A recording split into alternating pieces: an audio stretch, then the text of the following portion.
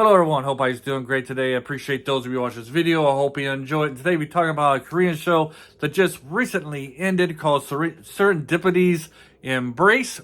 I keep on getting tongue twisted on Serendipity. Let's get into the show. Serendipity's Embrace. I wish it was a comedy, a romance comedy. That's what I like, especially in the deal with romance. However, that's not the case. So it's just like a romance thing, and it happens to be one of those romance shows where it's kind of like she likes him, but he likes her, and she likes somebody else type of shows. So let's get into this. Serendipity's Embrace is about, what is this about? Like I said, it's kind of like about she likes him, he likes her, but she likes this guy. It's about this guy who liked this girl back in high school. Supposedly was his first love. At least that's what he likes to say. And which I have a question about that. This show is about first loves, but to me it's more about first crushes. Can you really call somebody a first love if you never really dated them or had any kind of relationship? So this guy, he liked this girl. He did stuff for her, and they were more like friends / acquaintances. But he did like her. And it turns out that the girl that he liked, her best friend, liked him.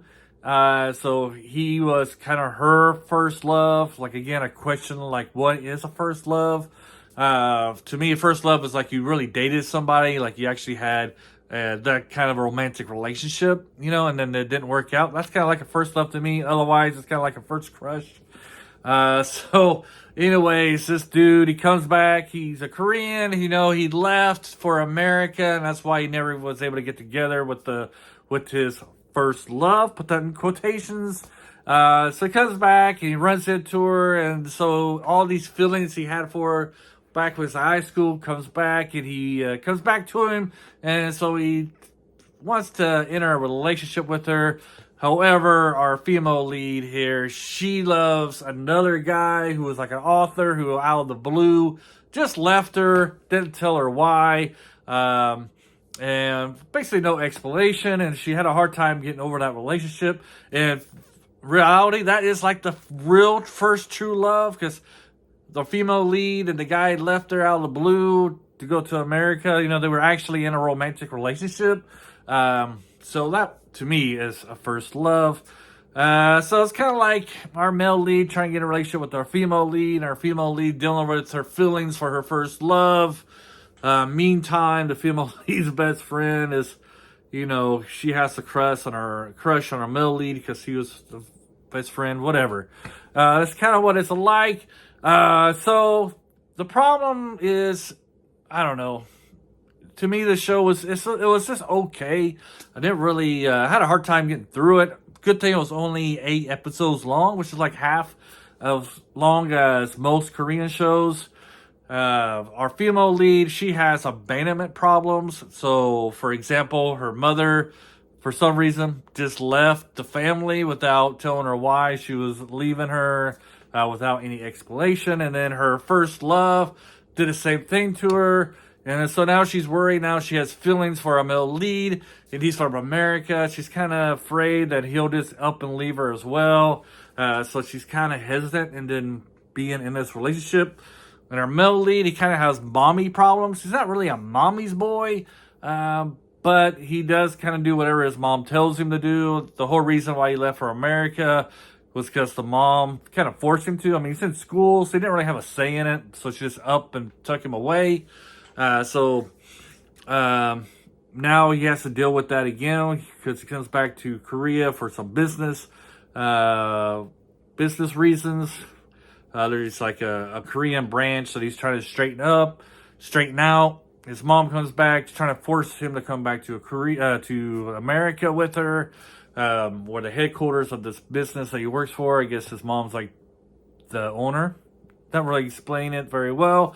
The show didn't really explain it very well. I'm assuming she's the owner. And so now he has this decision to make. He has to rebel against his mom. Does he go back with his mother? So that's sort of two conflicts, really. It's our female lead has abandonment issues. Male lead has mommy issues. Just feel like in the end, only half of the story's really told. Like our female lead, she's able to get over her problems, but the male lead's problems are still there.